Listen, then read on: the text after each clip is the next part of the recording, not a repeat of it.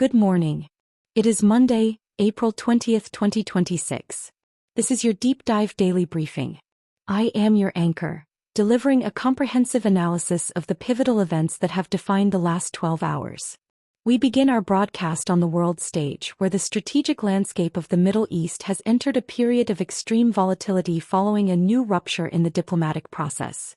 Overnight, Iran officially announced the reclosure of the Strait of Hormuz, a move that directly retaliates against the sustained United States naval blockade of Iranian ports.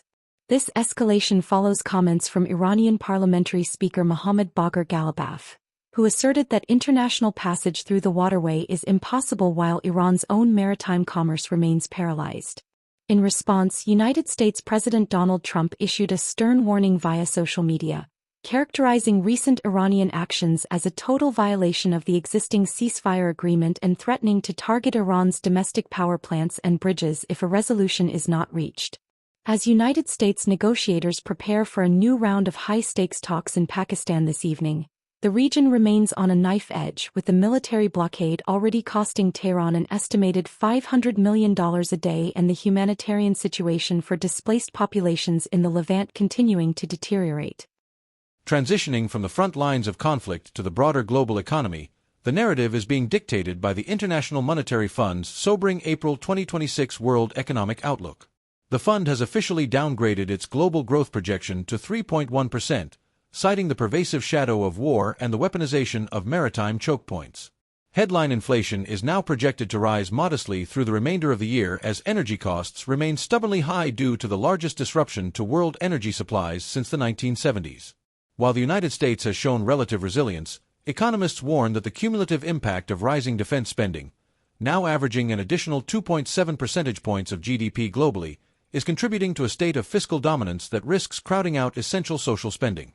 The IMF warns that unless productivity gains from artificial intelligence materialize more rapidly than currently observed, the global economy faces a prolonged period of weak, uneven recovery characterized by high public debt and eroded policy buffers. In the realm of finance, all eyes are on the Federal Reserve as it prepares for its upcoming policy meeting amidst this intensifying geopolitical and inflationary backdrop.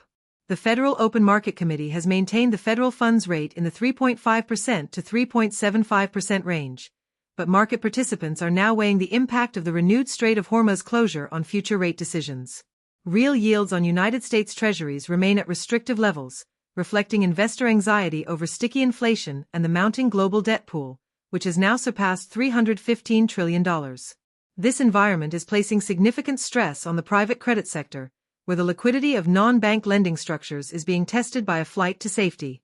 As investors rotate capital into defensive assets like aerospace and sovereign bonds, the financial sector is also bracing for potential leadership changes at the Fed, seeking clarity on how the institution will navigate the dual mandates of price stability and maximum employment in a wartime economy. Turning our attention to the technology sector, the focus has shifted toward the massive infrastructure requirements of the agentic AI revolution and the resulting strain on global power grids. Industry reports released this morning indicate that data center energy consumption is on track to reach 1050 terawatt-hours by the end of 2026, positioning the sector as a top 5 global energy consumer. This insatiable appetite for power is driving a historic pivot toward nuclear energy. Tech giants are increasingly securing their future operational stability through direct power purchase agreements and investments in small modular reactors, exemplified by recent deals to restart decommissioned nuclear units in the United States. However, the physical bottleneck of high-performance chip production remains a critical risk, as the ongoing supply chain disruptions in East Asia compound the energy crisis, forcing a radical rethink of localized hardware manufacturing to ensure national AI leadership in an increasingly fragmented world. Finally, we look at the logistics and supply chain networks that serve as the vital arteries of global commerce, which are now undergoing a permanent structural rewiring. With the Strait of Hormuz once again closed to international tankers and the Red Sea remaining a high-risk zone, major ocean carriers have solidified the Cape of Good Hope as their primary route for Asia to Europe transit. This de facto blockade has effectively removed a significant portion of global vessel capacity from the market, adding up to 14 days to voyage times and keeping freight insurance rates at 4 to 6 times their pre-conflict levels. Logistics professionals report that 72% of trade volume originally intended for these choke points has now been permanently rerouted or transitioned to multimodal air and rail corridors.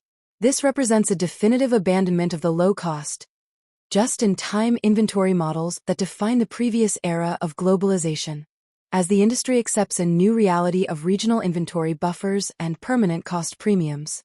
That concludes our global briefing for today. Thank you for joining us.